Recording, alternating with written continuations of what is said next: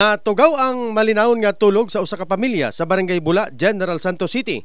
Human nga dunay babae nga matod pa nakamugna og kaguliyang og nakadamyo sumala pag sakyanan sa Tagbalay. Sumala sa nagreklamo nga kanhi karelasyon sa iyang partner ang gitudlong ng hasi kanila. Nahitabo na siya sir katong bali 12 AM naman siya is 10 na siya, June 10 sa alas 12 sa gabi, kadlawan po. Asa may gihimo atong babae?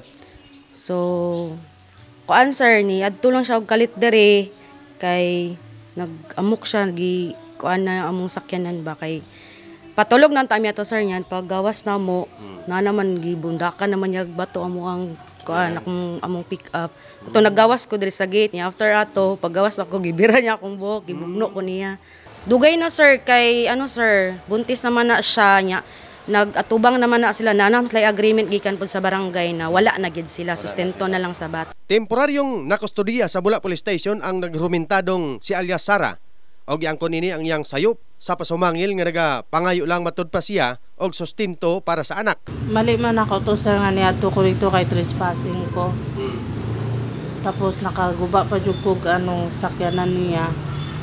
Pero nadala lang jud ko sa akong kanang emosyonal nga grabe na ko ka stress, depressed na kayo ko gikan pa sa una nga sustento lang man unta akong problema nga magsunod siya sa kasulatan pero wala siya ni Tapos first hearing namo sa pa wala siya di attend. Tapos karon second mao pa na istoryahan namo dito kung moadto siya. Pero mali na ko to nabuhat na ko. Giamin ako na mali na ko to.